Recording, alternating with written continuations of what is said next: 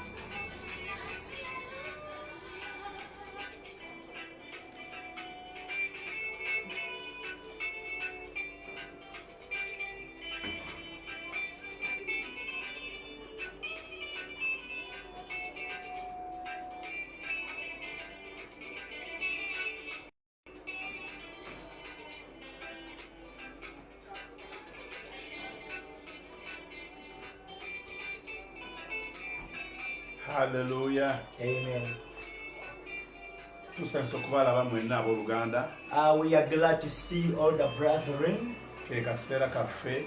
It is our time aka programu yaffe of our program. Eya lunch hour live. Our lunch hour program live. Kuva ssaawa 7 from 1 p.m. paka awo tugenda okumalira. Until where the Spirit will lead us to. Tubebazamu abakedde mu service. I will thank those that have come early in the service. Mukola kyamaanyi baana bange baganda bange bamaama. You do a great work, my brothers, my sisters, my mother, batabani bange, my sons, mikwano gyange, my friends. Kalanzi tusense okukulaba. Kalanzi, we are glad to see you. Okola kyamaanyi nnyo. You are doing a great job. Okola kyamaanyi nnyo. You are doing a great work. Neddumba okola kyamaanyi nnyo. And Richard Duma, you are doing a great work. Magezi okola kyamaanyi nnyo. Yeah, Magezi, you are doing a great work. Maybe we also want to take this opportunity to console Dumba. He has just sent a message that he lost his grandmother. Yeah. Yeah. Amen. Tukuzaamu amaanyi nti byonna bisobola okubeerawo. We encourage you that all things can be. Naye gwe wooli. But good enough is that you are there. Grandmother. Grandmother. Oba grandpa. Or grandpa. Kintu kibi nnyo okukifiirwa. It is something bad to lose. Naye kya muwendo. But it is more precious okufiirwa grandi. To lose a grand. Okusinga maama. Than a mother. Okusinga brother. Than a brother. Okusinga daughter. Okusinga son.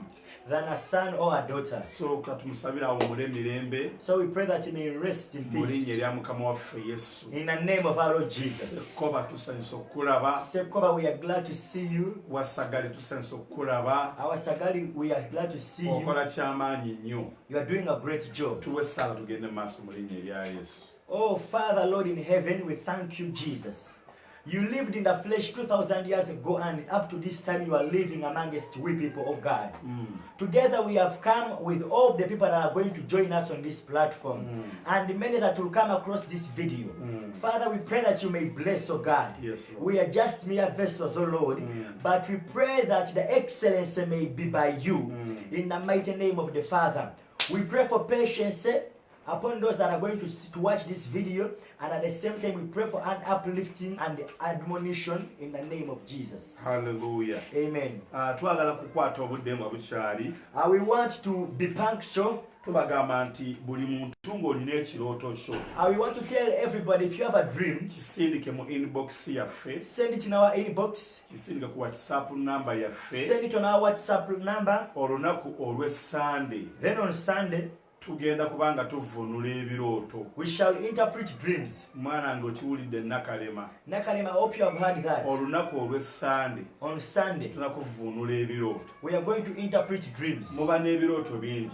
You have many dreams. Tugenda okuvunula ebirooto 4 oba 5. We may interpret 4 or 5 dreams. Naye buli omu ojja kuvaawo ng'ofunye message ey'ekirooto ky'olina. But we believe everybody will leave the platform when you have got a message for dream you have. Ojja kubanga ofunye message n'amakulu ag'ekirooto ky'olina. You will have got the interpretation and the meaning of the dream you have. Era kigenda kukuyamba okubanga osobola okwasaganya ebirooto byonna byonna ebikujjira. And it will give you a baseline on how to handle every dream that will come to you. Era tusobola okukivunula ng'okituwadde kati. We can even interpret when you send it right now. Naye Sunday kuva ku ssaawa 3 ez'ekiro. But on Sunday from 9 p.m. in the night, twagala gigaziya. we want to enlarge. Oba tunaakoleranga essaawa 2. Whether we shall go for 2 hours, Kasita wabeerawo abantu be tulina okuvunula ebirooto. as long as we find people who interpret their Alina dreams. ekibuuzo ojja kubanga obuuza. If you have a question, you will ask your question. Ebintu byonna bye twogera okuva ku Monday. All the things that we speak from Buli Monday, alina ekibuuzo nga kisobola okuyamba abalala. whoever's got a question that can help others, Ojja kibuuzanga lunaku lwa Sunday. you'll always ask it on Mu Sunday. saaviisi eva ku ssaawa 3 ez'ekiro. From that service from 9 p.m. in the evening, Abaagala counseling those that want counseling, bw'ossaako bussa you just write. ng'ogamba bannange amannya gange.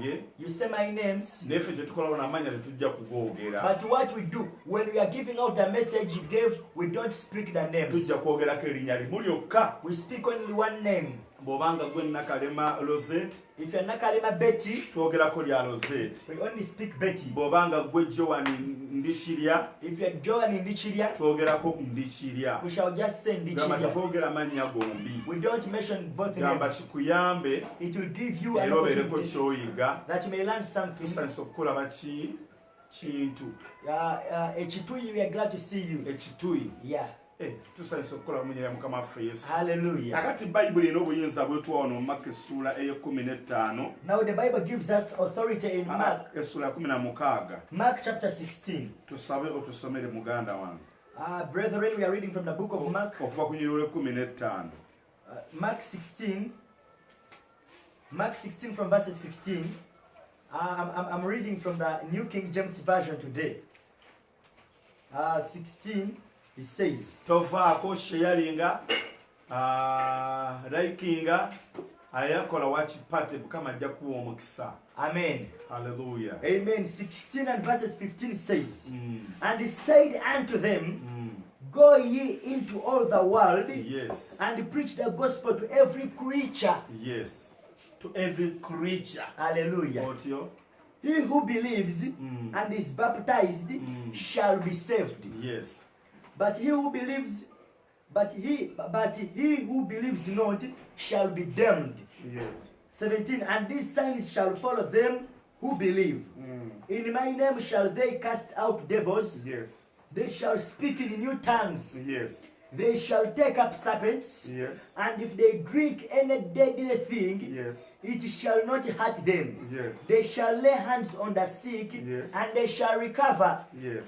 So then after the Lord spoken unto them, he was received unto them up in heaven. Hallelujah. Hallelujah. Njalabeerawo omuntu otuwa ku kadde mu ddeeka nga 15 zokka. Yeah, Flores Barbara, we kindly ask that you may give us some time in 15 Mmanyi minutes. nti abantu mulina platform nyingi kwe mubeera. I know people are so engaged on many platforms, Ate eyaffe ebowa and ours is so boring. bw'oba toli wa mwoyo. If you're not so spiritual, Obanga agenza okulaba Yokaana mu ddungu. it is like you have gone to see John the Baptist in the wilderness. Teriko ka musiki. There is no music. Bwe tutuula weewo. Where we sit the Naye background, tuli kamuli. but we are in Kamuli. Tuli kamuli. We are in Kamuli. Tuli kamuli. We are in Naye Kamuli. Katonda atubeereddewo. But the Lord has been there for us. Tubaza mwenna batufollowinze. We appreciate those that are following us, Abatulindirira. that are always patiently Nga waiting for tuli us. eno mu ddungu. When we are in the Ku wilderness, lwa Grace Tabernacle. on behalf of Grace Tabernacle, Muyinza okugamba. you may say, Lwaki abasumba abalala bo tetubalaba? why don't we see other pastors from Bwe Grace tunadda Tabernacle? ku church. When we go back to Nga church, tuzza e Kampala. when you have gone to Mujja Kampala, kubanga mubalaba. you'll see the other Naye team. equipment ezikola. But the equipment to work, Ffe tuzirina. we have them. So kye tuva tukolera eno. That's why we do from here. okuzitransport nga tugenda e Kampala tetusobola. Transporting to go to Kampala, we can't. So mukkirize. So please accept. Musumba waffe Eriya gy'ali abatumira. Pastor Elijah always Pastor says, Folivi yambabaza ali wamu naffe buli kaseera. Pastor Oliver is always with us. Apostle Padde gy'ali. Apostle Pad is Pastor there. Semugera Pastor gy'ali. Semgera is there. Apostle Kenny gy'ali. Apostle Ken is Bakyala there. b'abasumba gye bali. Pastors' wives are there. Senga Baabumba gy'ali. Auntie Baabumba is there. Amakanisa gonna gye gali. All churches are Era there. gonna tukolera wamu. And we are working together. Praise the Lord. Amen. Bayibuli The egambye Bible said, olunyiriro 15. verses 15, Mpuliriza owuliriza osobola okuwona ate obeere w'amaanyi. listen and listen good that you may hear and be N'abagamba nti powerful. mugende mu nsi zonna mubuulire enjiri eri ebitonde byonna. akkiriza n'abatizibwa alirokoka, naye atakkiriza naye atakkiriza bannange munsonyiwe, akkiriza n'abatizibwa alirokoka, naye atakkiriza omusango guli musinga. Era obubonero buno bunaagendanga n'abo abakkiriza, banaagobanga emizimu mu linnya lyange, banaayogeranga ennimi empya, banaakwatanga ku misota, bwe banaanywanga ekintu ekitta tekiibakolenga kabi. Listen to me very carefully. Wuliriza bulungi ddala. Bayibuli etugambye The Bible has told us tunaalinnyanga ku misota we shall walk on serpents tegitubojjenga. and they will not bite us. Emisota kye ki? What are the serpents? Twagala kubannyonnyola ekintu ekiyitibwa emisota. We want to explain in depth what a snake is. Emisota A snake or a serpent kitegeeza abalabe, means the enemies. Wow. kitegeeza abalogo, It means the witches. Wonderful. abakugendera mu masabo, That go against you, the abakuyoola witch doctors. ebigere, That take your foot tracks. abatwala enviiri zo, That take your hair for other purposes. abatwala engoye zo. That take your clothes to Buli bewitch. muntu yenna Everybody alina endowooza embi that has got a wrong mindset, eri evil, an evil thought, eri sitaniki, that is devil, satanic. oyo That one gubeera musota. is a serpent. Praise the Lord. Amen. Oyo akukolako olugambo That one who gossips about you musota. is a serpent. Oyo akulinako The obujja one who was envious about you musota. is a serpent. Kati Bayibuli Now the egamba Bible says ebintu ebifaanagana that ng'ebyo things of that life tulina okubiwangula. we ought to overcome Ffe them. abakkiriza erinnya lya As we Yesu believe the name of Jesus, teri ddogo lirina kutukwatako, there is no witchcraft to tamper with kubanga us, kyawandiikibwa. for it is written. Teri ddogo eri Isirayiri, There is no divination against Israel. teri musango eri abo abamukkiriza. There is no condemnation to those in Christ. Kakati gwe olina okumanya Now you ought to know nti tokkirizibwa that you are not bwe allowed, yalokoka who was bw'ali mu accepted kkanisa by Christ in church, eddogo kukwata. for witchcraft to Gye touch gye to touch emisota. those are the serpents. Njagala kubawooninga, I want to warn you. togenda awali abasamize Don't go where sorcerers are. bakuŋŋaanyizaawo emisota gyabwe, They have got their snakes. bagamba guno omusota They're saying this bwe snake, gukubojja ofiirawo, when it bites you, die Guno instantly. omusota This bwe snake, nguggyamu when obusagwa I take out the ne poison mbukusiiga ku kyenyi, and I put it on your ojja kubeeranga forehead, wa you mukisa. will always be blessed. Era bwe njagala mbabuulire, Fortunes, let me tell guno you, omusota gulina amaanyi. this snake has Kati power. mulokole n'ovaayo, And born again, you come n'ogamba out. ndaba He kyawandiikibwa, said it is written, emisota ginaatubojjanga serpents shall bite us, tegitukolenga and kabi. they will not poison Mu us. kitabo ekya Luka In the book of Luke, essuula ey'okuna, chapter 4, Yesu yagamba Jesus said, tokemanga Mukama Katonda wo, don't tempt the Lord your God. tokkirizibwa You are not kwetwala permitted eri musota to take yourself to the nti snake, nno gukubojje. that it may bite Eyo you. si gye emisota Those are not the Katonda snakes the gy'ayogerako. Lord speaks about. N'ogwo ogunaakubojja And that which will bite by you accident accidentally, ojja kuguwona. you will survive it. Naye emisota gye But twogerako the snakes we talk about, egisookera ddala, the first snake, make sure make sure nti gwe tobeera musota you are not a snake. eri mukyala wo, To your wife, eri mwami wo, to your husband, eri abaana to bo, your children. ng'ologa abantu, when you are bewitching people, ng'okola you olugambo. do gossip. Bayibuli egamba Bible says nti ogusota ogunene That a big serpent, ogulyoolyomi the false gwe accuser, gwakema Adamu ne Eva, it tempted Adam and naye Eve, gwali gutegeera, but it was understanding. gulina amagezi, It has muggulu understanding. gwali gwaweebwa In obuyinza, heaven it was empowered. gwalina ebigere, It had feet. gwalina amagulu, It had legs. gwalina ebiwaawaatiro, It had wings. era nga gukulembera abantu And bangi, it was leading many bwe people. gwayaliriranga entebe ya Mukama. It used to cover the throne of God. Kakati Now olwaleero today, bwe tunoonya omusota, when we look for the snake, saagala ogende mu ddungu, I don't want you to go to the saagala wilderness. ogende mu entebe, Don't go to the zoo in Entebbe. saagala ogende onoonya awali omusota. Don't look for where snakes Omusota are. ogusookera The ddala first snake beebo abantu abakukola eby'obulabe. are the people that try to harm you. Ekyo Mukama kye yali atutegeeza. That is what the Lord was telling Praise us. the Lord. Hallelujah. Tusanyusa okulaba Kansiime, Nasima, we're glad to see you. tusanyusa okulaba Linda, Linda Mama Nations, I'm glad to see you. tusanyusa okulaba, Cedric Amanyile, Papa, we are glad to see you. tusanyusa balaba mu linnya lya Mukama waffe We are Yesu. glad to see you, Jane Francis. You are welcome. Mazima Sit Jackson Sobala. sit very comfortably. Tula otebenkere. Kubanga olina kyogenda okufuna For you're olwaleero. going to receive something Kakati today. olwaleero Now today, bwe twogera ku misota, when we speak about snakes, Bayibuli gyeyogera the Bible talks about the egy'obusagwa poisonous snakes. kitegeeza abalabe baffe. It means our enemies. Bwe tuba nga twakkiriza Yesu If we believed Jesus era nga tulina Katonda and have the Lord. ky'olaba nti Yesu That's why Jesus yawangula abalabe bangi. overcame many enemies. Dawudi yawangula abalabe bangi David overcame many kubanga yali enemies yakkiriza Katonda. because he had believed on God. Okukkiriza Katonda Believing on si God kwegamba nti ndokose, is not to some of you are naye born okukkiriza again, Katonda but to accept Jesus. mulimu okujjuzibwa There is being filled n'okubatizibwa and being baptized okw'amaanyi of power by power ag'omwoyo of the omutukuvu. Holy Ghost. Bayibuli The egambye Bible says tunaanywanga ekitta we shall take oba poison ekisi kyonna or any harm, tekigenda kutukolanga kabi. something deadly it shall not do In anyone which to us. way? How? Bayibuli kyeva egamba That's why the Bible buli says kyakulya kyonna that every eat kitukuzibwa it is sanctified na kusaba. by prayer. Bwe bakuwa Wonderful. emmere When they mulokole give you food born again tolyanga Christian, tosabye. don't eat without praying. Yensonga lwaki That is why. rapakacheta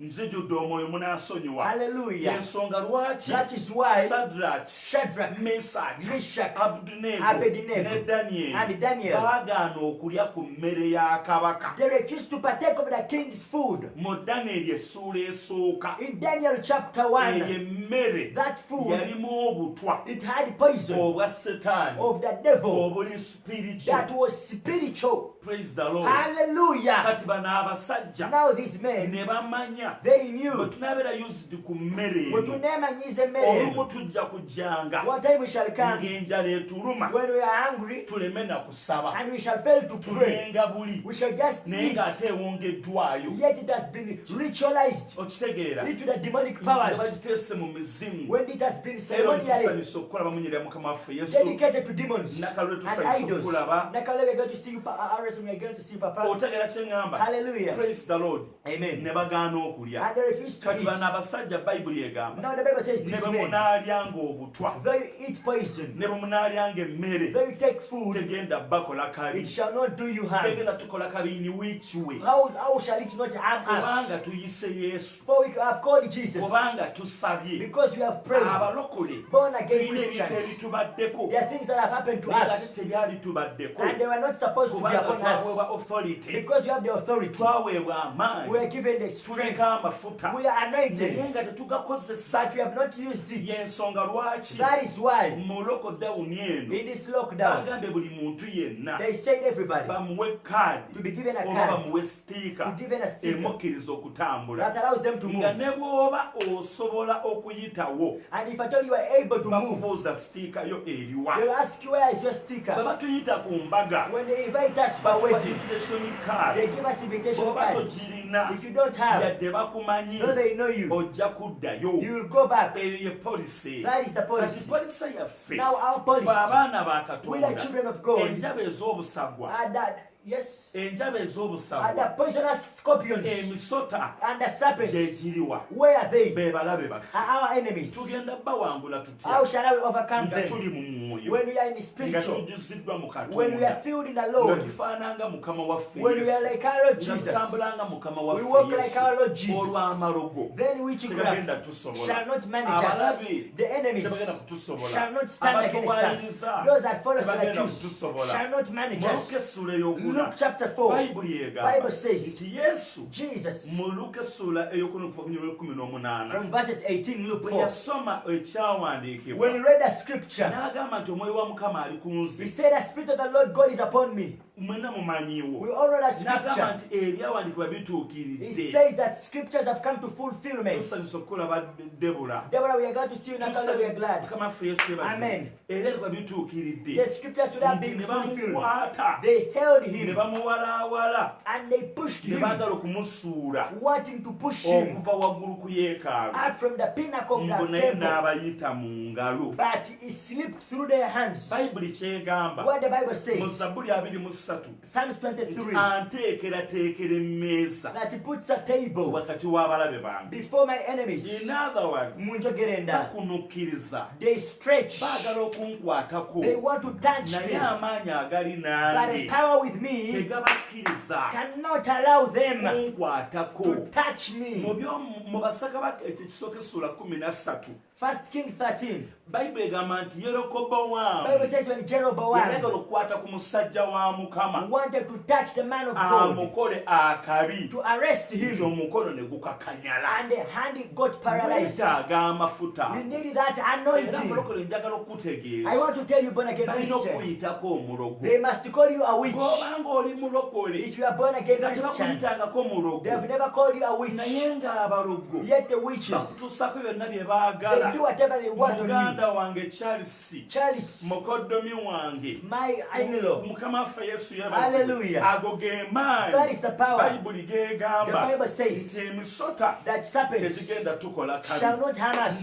Nanywanga ekitta Even when we take poisonous tekigenda kutukola or deadly kabi. things shall not harm Listen us. to me very carefully. Muliriza bulungi. Abasumba bangi Many be pastors bateze obutwa that have been ne poisoned basibira emulago. and they end in Mulago. Mukama waffe Yesu yabazibwe. Hallelujah. Hallelujah. Amen. Pastor Augustine you are welcome. Pastor Augustine, you are welcome. Tubalabye bangi We have seen many of them. babawadde obutwa They have been nga poisoned. bagoba emizimu When they cast out demons, basabira abantu. they pray for Eyo people. dayimooni That demon, eririyo. that is real. N'ate waliwo dayimooni There is another demon gyetuyita obutwa mu mmere. that we call poison in food. Okyalidde omuntu You have visited someone. akuyisiza ebiragalalagala. He has made you to eat Eyo ritualistic ye things. mmere. Ritualistic things. Sadraki, That is the food Mesach, that Meshach and Abeduneego ne Abednego Danyeri and Daniel. gye baagaana okulya But they refuse to eat emmere ey'ennono. the traditional food. Osobola okukyala ewammwe You can visit nga baganda bo and your brethren, tebayagala ofe they don't want you to naye nga die, baagala osiraane. but they want you they want you to lag behind. Your auntie Tayagala ofe doesn't want you to naye die, ayagala osiraane. but wants you to be in misfortune. Mukyala wa taatawo The wife to your daddy tayagala ofe doesn't want you to naye die, ayagala osiraane. but wants you to lag Kyakola akola behind. ki? What does he do? Aleeta eddagala Will bring some n'aliteeka mu charms, n'aliteeka mu byokulya put them in food, n'alissa mu byokunywa put the charms in the drinks, n'akusiraanya. and then it makes your life to be in a state of stagnation, Ebintu ne bikuyingiramu, and things enter you, ebintu ne bikutewaanya. things begin this. That's what the Bible warns us about, Tebitukolenga kabi. that they shall not harm In us. which way? Mu ngeri Nti buli ki? kye tugenda okulya What we shall eat, tusooka kitukuza we first sanctify n'omusaayi gwa with Yesu the blood of Jesus n'amaanyi ga and the power of the Katonda. Buli Lord. ky'ogenda okulya Whatever you'll eat, sooka okitukuze first n'amaanyi worship ga by the power of the Katonda Lord n'omusaayi gwa Mukama waffe and the Yesu. blood of Jesus. Bayibuli egamba Bible says nti Erisa that Elisha ne yeesiba ku Eriya was on nga Elijah, yeetaaga omunagiro gwe. wanted his mantle. Lwaki yeetaaga omunagiro Why does gwe? he need the mantle? Yeetaaga anointing. Yetaaga mafuta. Yeetaaga double He anointing. needs a double anointing. Nammwe abantu abali wano Now those people out there, toyambala bwambazi lugoye don't just put on a nga cloth tolwambadde. when you have not put it on. Lwalibamu enjaba It ez'obusagwa. may have a poisonous scorpion. Waliwo omusajja olumu There is a certain man one yali time avuga pikipiki. who was riding a Bwe motorbike. yali avuga pikipiki, When he was riding a motorbike, abaali bavuga pikipiki those who were riding a ne motorbike, basuula olugoye. and they threw a cloth. Bwe baasuula olugoye, And when they threw the cloth, ye n'abasaasira. he had compassion on them. Oh, he was concerned. Ng'alowooza nti bagudde.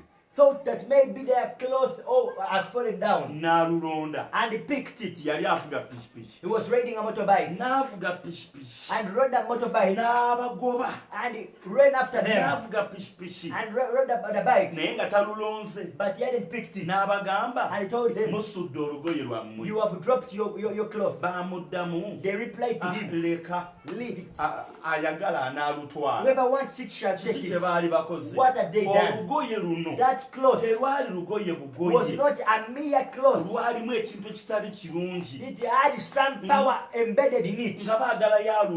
They wanted him to pick it. Kubanga lwali lugoye zine gomesi. It was a gomesi. Sina Gomesi. lutunge. Not even sewn. Nese bwe baaluleka. But they left it Baali behind. bagenderera ki? What were they after? Eryo lyali misambwa. Those were evil man-made spirits. Gaali malogo. That was Kati witchcraft. olwaleero Now today, omuntu asobola okuwa olugoye somebody can give you a nga cloth luli evil when it is naye dedicated to luteeke mu demons. maaso ga But Katonda give it to the Lord. olwambale kubanga ye muddukuwa For in giving yali it to you, akimanya agenda he knew kusiraanya that was going to make you akulabe to start, ng'ogenda bugenzi mu but you will maaso. see you progressing. Waliwo abantu There are people, okuva lwe wayambala olugoye from the time you put on that obulamu bwo clothes, bwakyankalana. your life got Okuva lwe walya ku disturbed. mmere From the y'omulenzi time you oyo eat on the food of obulamu that boy, your bwakyankalana. life was Okuva lwe disturbed. wali ewammwe From the time you eat from obulamu your bwo place, bwakewaana. your life was Okuva lwe troubled. wafuna From engatto the time you eyo got that obulamu bwo shoe, bwakewaana. your life was Omanyi troubled. lwaki? Do you know why? Kubanga Because baalusaamu enjaba ez'obusagwa. they put poisonous scorpions in Bayibuli them. Now the yeegamba Bible says, ffe we leka abalogo bakole ebintu byonna let the witches also sorcerers do naye whatever nga they want, tebakisobola. but they cannot manage Kigenda us. kwapeninga kitya? How shall it happen? Tekisobola kubeerawo. It cannot be. Tusanyusa okulaba Ddumba, Richard, we are glad. tusanyusa okulaba Babula. Baby, we are glad to Abantu see. mwena bemukuwuliza message All eno the people that are listening to this mu kiseera message kino ekya in lockdown, this time of nze lockdown, mbadde njagala balabula I wanted to warn you. mwinvitinga abantu Invite people. obaleete ku page eno Bring them on this Kubanga page. waliwo ebigambo ebyebuziba. There are profound Waliwo words. abasajja ba Grace Tabernacle. There are people Grace Naye Tabernacle, lockdown yabagwirako kamuli. but God bless our lockdown for them Naye in family. abasomesezaayo But ebigambo. they preach their words. Bw'atuuse nga tuli wakati, Whosoever has come when we are in the middle of the akatambi sermon, kano kazzeeyo emabega. rewind the tape. Praise the Lord. Hallelujah. Waliwo omusajja, There was a man. tusanyusa okulaba kalungi. Correct, we are glad to see you. Waliwo There omusajja, was a man. kakati kino kanti kuyigirize nga bawuli. Amen. Bwe twogera erinnya limu, Amen. ebyokubiri tetubyogera. Hallelujah. Praise the Lord. Amen. Saagala ekyoddemu kukyerabira. Amen. Bwe ŋŋamba nti kalungi, Amen. period. Amen. Praise the Lord. Hallelujah. Gamba amina ey'amaanyi. Amen. Waliwo There omusajja, was a man. ulishokota yarabika. Amen. Whoa, hallelujah. Hallelujah. Gambako amiina gw'atulaba. Somebody comment down that amen. Omusajja ono awa obujulizi. This man testifies. Agamba He says, mukyala we yanoba. the wife abandoned him. Mukyala we bw'anoba, And when the wife abandoned naye him, bwe baali basula awo, where they were staying, waliwo omukazi n'abantu abalala naye nga alina ssente ng'abayamba n'abawaako n'abaliisa. there were his neighbors whom he used to help. He used to give them some money. Omusajja ono This man whose wife had abandoned him. aha, Amen. bw'asala amagezi n'amuliisa, When he devises means to feed these kumpi ne people, kimala emyezi nga 6. it took like 6 Naye months. naye nga yakikola mu bulungi. But he was doing it out of a good Kati heart. olunaku olumu enkuba n'etonnya. One day it rained. Olunaku olumu enkuba bwe yetonnya, When it rained, omukazi teyaddayo. the wife never went back. Ate naye nga bw'omanyi, As you know. ne beegatta, Oh, ne beebaka bonna. and they slept together. They Omusajja yalina petrol station, station of oil. yalina omulimu He mulungi, had a good job. yalina obulamu obulungi, Had a good job. naye Life. okuva olunaku But from that bwe day, yeebaka ku mukazi ono, he slept on this woman. up to today, Paka kati. emyaka 15 egiyise, 15 years back, yali mwana wa bishop was a child of a era bishop mwana wa muweereza. and a child of a Ne servant we of twogera God. As olwaleero, we speak today, alina abakazi babiri, has 2 wives. naye abalina by accidentally. But he has them accidentally. Emirimu gye All his work gyakubwa, were destroyed. talina mulimu, Doesn't have a job. talina ssente, Doesn't have money. naye akitegeera. But he understands. Olunaku lwe yeebaka n'omukazi From the oyo, time he slept on the neighbor's wife. kyova laba ffe abalokole That is why we Christians, tunobeera nga tuli very careful. we ought to be very careful. Waliwo omukazi gw'obaka naye, There is a woman you sleep oba on, omusajja gw'obaka or naye, a man you sleep on, sincerely speaking, okwogera nga mazima, obulamu bwo bwayonooneka. when his life was to completely destroyed. Kubanga Because serpent, omusota, omusota hallelujah, gwakuteegera mu ye, waited for you through that ne person, gubojja emirimu gyo, and it beat your ne job, gubojja amagenda go, poisoned your ne destiny, gubojja ekitiibwa kyo, poisoned your obulamu glory, ne bwononekera and ddala. the life was completely Paka shattered neerero we twogera. up to today as Kati we speak. y'ensonga lwaki Now that is the reason as to buli why ampuliriza whoever listens to olina me, okubeera ng'oli you mwegendereza. must be careful. Era mu sizoni eno eya And in lockdown, this lockdown season, gikozese use it profitably okusaba, to pray, jukira Remember, buli musajja every man, buli mukazi every woman ebyakusemberedde that has ever come near you. olina ebikutambula There are things that move in your olina body, ebikulinnya ku there are mutwe things that come over your head, obwongo bwo n'ebirowoozo bibula and your brain and understanding is jukira lost. gye wali olidde Remember where you jukira ate. gye wali onywedde Remember where you took something. praise the lord Hallelujah. naye bayibuli But the Bible egambye says, nti abo abaamukkiriza now those who accepted him banaagobanga emizimu shall drive out demons, banayogeranga ennimi empya shall speak in new tongues, emisota tegibakolenga kabi and snakes shall not harm them. bananywanga ekitta tekibakolenga They will kabi take deadly things and they will not ekitta harm them. kyekiriwa What is that deadly thing? ogenda kusangawo obutwa Where shall you find tolya poison? buli w'osanze Don't eat wherever you find. tonywa buli w'osanze Don't drink from whatever you tokwata buli find. engalo Don't z'osanze shake every hand. totwala buli kirabo Don't ky'osanze take every gift given to togabira you. buli muntu yenna Don't gw'osanze give out anyhow. ogenda gabira omuntu You give out to nga someone muliko ekikolemu nga kigamba when he has a cast that kino oyo says, ali muyamba akolimiddwa whoever that shall help is cast. praise the Hallelujah, lord amen.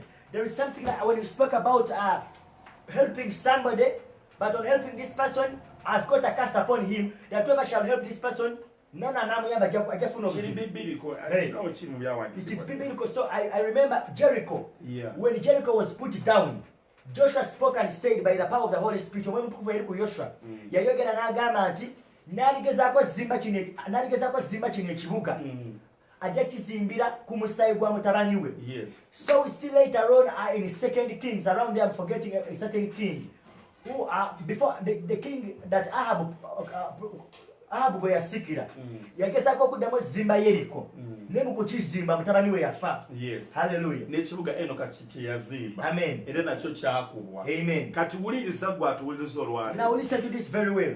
lwaki tubona ebintu Why do we suffer when God has given us all these things? ng'omuntu n'akugamba And somebody tells you n'abagamba nti mugende mu nsi zonna that go in all the nations mubuulirenga enjiri eri ebitonde and byonna preach the gospel to all creations. akkiriza n'abatizi bw'alirokoka Whosoever believes shall be. awo tuveewo Let us leave that. tugenze ku bubonero We have got on the signs. obubonero buno These signs bunaagendanga n'abo shall abakkiriza follow those who believe. banaagobanga emizimu mu linnya They shall lyange. drive out demons in my name. banaayogeranga ennimi empya They shall speak new tongues. banaakwatanga ku njaba ez'obusagwa They shall catch poisonous serpents, teziibakolenga kabi and they shall not do them any harm. praise the lord Hallelujah. praise the lord Amen. katugenze ku nnimi Now we empya have got to the new tongues. ennimi zino Now empya the new tongues, twagala kuziraba we want to see them mu byawandiikibwa in the scriptures. soma ebikola by'abatume Mm. essula ey'okubiri okuva ku nnyiri olwokutaano Mm. twakusigala ennimi zino empya katonda z'ayogerako Mm. tuzoogera tutya Acts chapter 2 from verses 5. yes you can read Amen. The Bible says, and there were dwelling at Jerusalem Jews, devout men out of every nation under heaven. Now, when this was noised abroad, the multitude came together and was confounded, because that every man had them speaking his own language. And they were all amazed and marveled, saying one to another, Behold, are not all these men which speak Galileans? And how hear we every man in our own tongue, wherein we were born? Parthians and Medes and Elamites and the dwellers in Mesopotamia and in Judea and Cappadocia, in Pontus and Asia, Phrygia and Pamphylia, in Egypt and the parts of Libya about Crete, and strangers from Rome, Jews and proselytes. yes genda mu maaso Cretes and Arabians, we do hear them speak in our tongues the wonderful works of God. And they were all amazed and were in doubt, saying one to another, What does this mean? ne bw'okomaawo okuva ku lusooka lugamba bikolatuma essuula ey'okubiri okuva ku lusooka lugamba Chapter 2 from verses awo 1. olunaku lwa pentekooti bwe lwatuuka bonna abaali mu kifo kimu amangu ago okuwuuma ne kuba mu ggulu ng'empewo ewuuma n'amaanyi nejjuza ennyumba yonna mwe baali batudde ne kulaba ez'omuliro owulira nga zeeyawuddemu buli lulimi ne lutuula ku muntu owulira bonna ne bajjula omwoyo omutukuvu owulira ne batanula okwogera ennimi endala kati njagala mumpulirize. Now listen to me very well. Praise the Lord. Hallelujah. Hallelujah. Amen. Hallelujah. Yes. Oyani? Ken, you're most welcome. Aha. Arali, you're most welcome. Tubaaniriza. Amen. Bwe mutwagala owuliriza ebigambo bino. We want everybody to listen to these words. Bayibuli egambye. The Bible was saying, tunaayogeranga ennimi empya. we shall speak with the new tongues. Twagala babuuza. We want to ask you, Tuwulira abantu. we hear people. Oyo n'agamba roshete kayandere brosete yara papa peshete toto. And somebody said, Romandala rokataya ndala sha sha sha. Praise the Lord. Amen.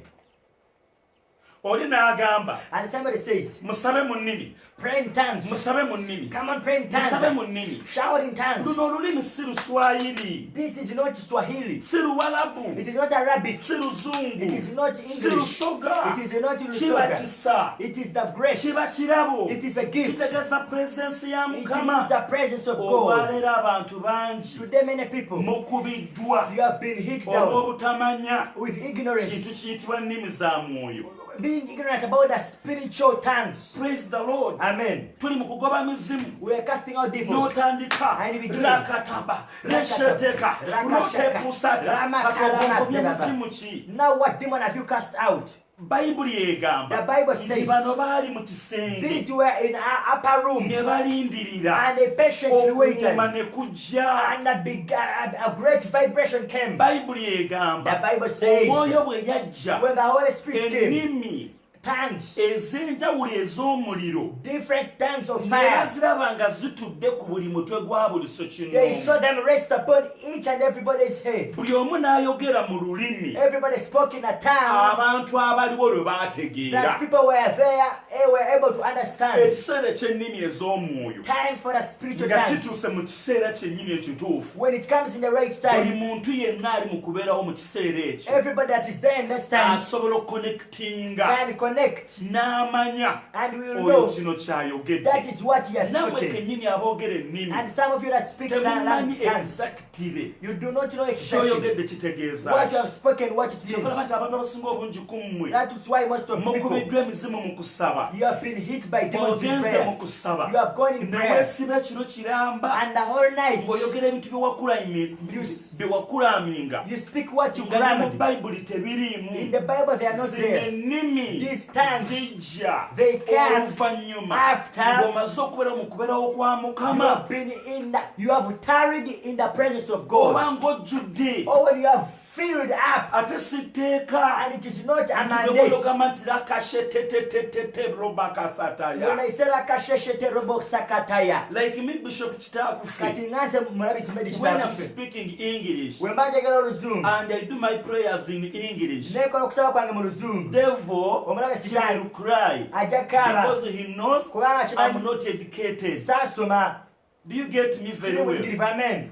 Olwo lulimi lupya. That is a new When tongue. I'm speaking in Kiswahili, When njagala mu Kiswahili, olwo lulimi lupya. that is a new language. Tusobola okubeera nga tusaba We may be praying. omuntu nga Muganda When the person is a n'ayogera Muganda olunankole. and he speaks through Nnaku zino Nyankole, wazzeewo eddalu mu kkanisa today there is craziness in church. omuntu agenda ku neeti Some people go net n'ategeera mu Luswayiri and understand in nti Swahili, habaali habari kitegeeza mirembe. means peace. N'agenda mu Luchina And goes to China n'amanya and tekitegeeza. knows what it means. Oli omukyala n'ajja mu And the lukuŋŋaana woman comes in and n'agamba now meeting. I feel the anointing. N'agamba kati mpulira Now amafuta. I can speak in every language in this N'agamba world. nsobola okwogera buli lulimi lwonna mu nsi N'agamba muno. now I'm going in Kati Uganda. n'agamba kati ngenda mu Mukama Uganda. bulungi. Says Mukama Mukama bulungi. bwebwetitiibwa. God be glorified. Mukama alina amaanyi. God is powerful. Bwe ne mugamba rakatasha. And you say, my God, Okufera kuzze mu nsi. seriously calling us coming the world. Yensonga lwaki mu olwaleero That is why today, abantu mwe betusumba people that we pastor, muli ebintu ebivundu. you eat rotten things. Mwetisse ebintu ebivundu. You are carrying rotten things. Muwulira ebigambo You ebivundu. hear rotten words. Muwulira ebigambo ebikoppe. You hear Nze copycats. ina we nakoppye. I copied Naye nga gwe something, nakoppye. but whom I Naye copied yakoppye. also copied. Ngenda okujja nze okwogera By gy'oli the time I come to speak to nga bwe you, lubeera gundi land title, if it is a land title, nga gwe nkuleetedde photocopy ya 8. I have brought you the 8th copy, 8th Oh my photocopy. God. Amen. Kyekiseera mmwe balokole mwenna abaalokoka It is time for all those who beera accept Christ. n'omusumba Have a pastor, tomucriticizinga don't criticize, naye beera ng'olina amaanyi. but have power in you. Waliwo owooluganda kamalize kambawo obujulizi buno Let me give you this testimony. There is a brother, n'okufa yafa he even died mu mwaka ogwa 97 in 97. nali mbuuliranga naye enjiri. We used to work together in door-to-door evangelism. Kizza twamuleka organizings, Nedda. kizza tusanyusa okukulaba, We are glad to see Jesus. tukussaamu ekitiibwa We manyi. honor you. Listen to me very careful. Hallelujah. Nga bwe twabuuliranga enjiri Like we used to move together to nga preach the yanze gospel. tulira ensawo, He used to carry my nze bag ne mbuulira enjiri, and then I preach abantu ne balokoka. and people accept Christ. N'olumu twagenda okubuulira enjiri, One time we went to preach the gospel sayizi eyo mu Ndeeba mu Butaala. in Mundeva called Nze Butala. mba mbuulira enjiri I was yange. preaching my gospel. Bagayi baali bazannya matatu, Guys were playing cards. bali mu kunywa They njaga. were taking their N'abagamba marijuana and kati nga smoking. mmwe And they said like munywa you. bunywa njaga. They just take it, Bamuwa smoking ekikonde weed. ekisooka, They gave him the first blow. bamukubye ekyokubiri, The second one. nzija okumutaasa, I come to say, nange ne bampisaamu They ekyawe. also gave him my own blow Naye separately. nze nali nnamuko waaka. But for me, I had some work in me. N'enkyangacanga mwawo. Ochongedde bulungi waka. Yes. Amen. Ne batya. And they feared. Ne bagamba gw'obuulira enjiri ate nga bw'okuba abantu. And they said you preach the gospel beating Ne people. mbagamba twaweebwa byonna. Praise the Lord. Bw'oba ng'olira ngambako nti amiina. Amen. Naye But nga tumaze okubuulira, after preaching, kumbe engatto yange my shoe, nalinnya ku leerwe bweti. I stepped on the rail, Ekikondo ne kivaako. and the heel, the soul came Kati off. ngenda okutambula By the time I moved, ng'ekikondo ekirala kiwanvu ekirala kimpi. one shoe was raised, another one was flat. Nze ayogera nammwe. The one who's taking Twogera to ku you. 97. We are speaking of Abamu 1987. ku mmwe Some of abampuliriza you are listening to mwali me. ba myaka 10 You are 10 years. era oyo yali omukulu ennyo ku The mwampuliriza one who was more old, and others who are listening to oli mu me. myaka gyange You are maybe in my omulala age. wali tonnaba kulokoka Another, you are not accepting waliwo Christ. eddalu erize mu kkanisa Now there is some madness that has come in waliwo church. obufere obuzze mu kkanisa There is falsehood that has come in nammwe ne church. bubakwata And it has also captured you. tosobola kutandika kusaba You cannot start praying mu nnimi in tongues. tekisoboka. It is impossible. Tulaba abasajja ku TV We see people on TV. boogera bulungi, They speak fluently. speaking tongues, rakacheto roga Praying the spirit, praying the spirit. balina buli kyabugagga kyonna, They have every treasure. balina TV They zaabwe, have their big TVs. mubaagala nnyo okukamala. You love them so But let much. me tell you, Leka nkubulire mu ekimu. Bayibuli, In the Bible, Bayibuli egamba the Bible says, baali mu kisenge baaliwo ennaku. They were in the upper room for some days. Tusanyusa okukulaba ddoola, kitegeeza We are happy to see that it baali means bamaze kujjula. they first be filled. Olaba ne bw'otandika okusaba, If we are told you to start to pray, olwawo connectinga, you take some time to connect. osaba You bw'oyayuuya, pray while you're owning. Katonda n'omuyita akatunda, And you call the Lord a passion mu fruit. linnya lya Yesu n'omuyita muka Yesu. Instead of in the name of Jesus, you say the mother to Jesus. Mu kifo ky'ogamba ngoba emizimu n'ogamba nsumulula emizimu. Instead of saying I cast devils, you say I release Mu kifo demons. ky'ogamba ngoba emizimu n'ogamba Yesu genda. Instead of saying God devil, you say Ebyo byonna God Jesus. mubimanyi. You know all that How has comes happened. nti otandikirawo okusaba How comes you start praying? n'otandika in tongues? Knowingirawo mu nnimi. Tekiriyo. It is not there. Mbabuuliranga taata, I tell you as a father. mbabuuliranga jjajja. I tell you as a grand. Omuntu bw'amala mu bulokole emyaka 10 abeera akuze. When somebody takes 10 years in salvation, is Nze najja grown. bulokole nga nina emyaka gyali 21. I came in salvation at 2021. Kati nina emyaka 44. Now I'm 44. Tonzannyirako. Don't play with me. Kyenjogera nkimanyi. I know what I'm speaking Era njagala about. okitwala mu nnyira Mukama waffe Yesu. I want you to receive it in the name of Jesus. Tumusime tusanyusa okulaba. Hallelujah. Kati wuliriza. Now listen. Wuliriza. Amen. Wuliriza. Amen. Brother ono Now this brother, n'ambulako okumala emyezi gy'alinga 6.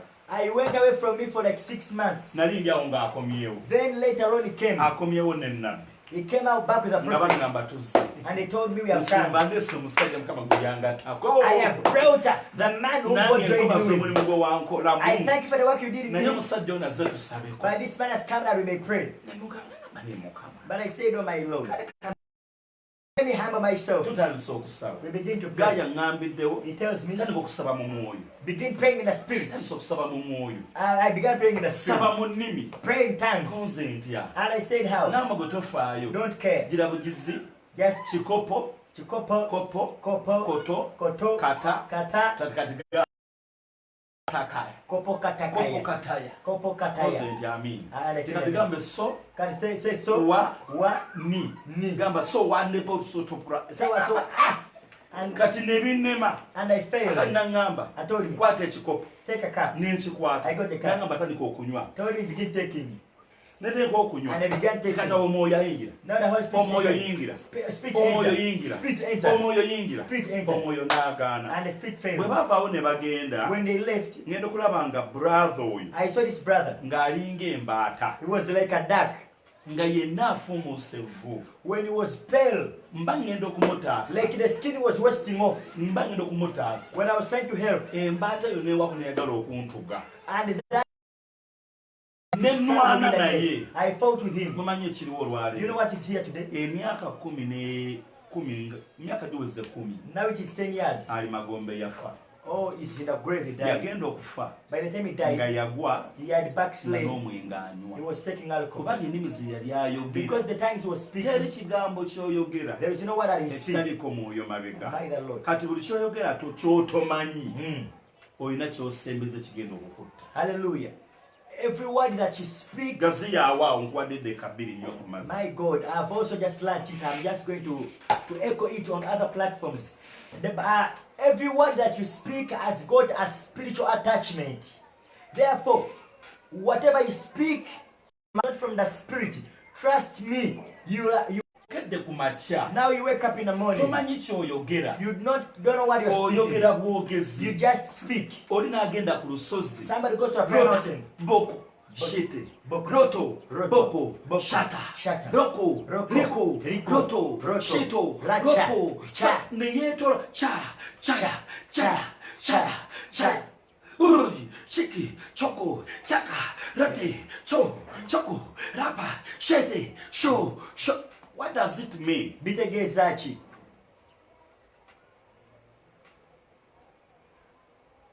Batugamba kwogera mu nnimi empya. They told us to speak in new tongues, N'ekintu kiri special. but it is something so Nze special. naakamala mu bulokole emyaka 25. I am spending salvation 25 years. Naakabulirako mu mwoyo emirundi ena ne mmala essaawa nnamba nga njogera ennimi ze simanyi naye nga ntegeera bye njogera emirundi ena. It has happened to me 4 times when I'm speaking in new tongues, spiritually, when I uncontrollably 4 times. Nga ngenda nga ngeza okudda mu Luganda nga sisobola. I try to go back to my native language, but I Naye cannot. omuntu oli ne ku ssimu But you are on phone. oyogera n'abalala You are speaking to other people. ng'ogamba nti oli mu nnimi za And mwoyo. you say that you are in tongues. Ezo oli mu nnimi za Setaani. You are in the tongues of the devil. Era olina ekizibu ky'otomanyi. And you have something that you don't know. Twagala oyingire mu mwoyo. I want us to enter the spirit. Olunaku lw'oligibwako amaanyi agoogera mu nnimi eziriyo. The time you will power will fall upon you to speak in real tongues, Ogenda kufumbirwa. you will get into marriage. Gyeziri They are there. era lulamu. And it is there. Eyo kulaminga eya robosataka kyekimu ku bifaananyi ku byo. And that Robo Saka, it is one of the pictures or images. Era kiri paati ku byo. And it is part of it. Praise the Lord. Amen. Naye Katonda lw'alikuwa omukisa my friend. By the time God will give you an opportunity, Hallelujah. amen. Hallelujah. Amen. Katonda lw'alikuwa omukisa. The time the Lord will give you an opportunity, N'obulirayo. and you go deeper, N'osabako essaawa emu and you pray for a full hour. mu nnimi ezo. Amen. N'akuwaako essaawa emu. Amen. You can read. Hallelujah. Praise the Lord, brethren. Someone has posted here something saying that a certain pastor told me to hold hands and pray with those who can speak in tongues. But after some minutes, he said you have not changed to tongues, then you have some demons. It is like this. She's saying, omusumba omu yamugamba bakwatagane emikono basabe mu nnimi. Kati mu kusaba naye tasabe mu nnimi.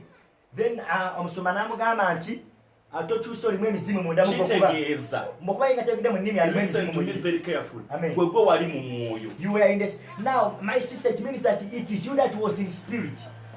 gwego wali mu mwoyo You were in the spirit. bali The others bannabbi b'obulimba are the false abali prophets. mu bassekabaka ekyokubiri That in the second Kings, bassekabaka ekisooka First Kings essula ya 22 22, abayambalira kabaka amayembe that put on horns for ne the bagamba different nti king. bwoti bwogenda okutomera abaki okutomera abalabe bo That's how you will hit your enemies. kati gwe wali mu mwoyo Now you are in the wali spirit. tosobola kufoojinga You could not forge. mwenna njagala bagamba abandaba I want to tell all those that are viewing me. kanjogereko nga tamala oba omuntu yenna Let me speak like Tamara or any other olunaku person. bw'olyogera mu nnimi The day you speak in tongues n'obulirayo and you go bw'oliddamu deeper, okulaba ekizibu kyo when you see your problem, ogamba nga tisiri muweereza you say that I'm not a minister of God.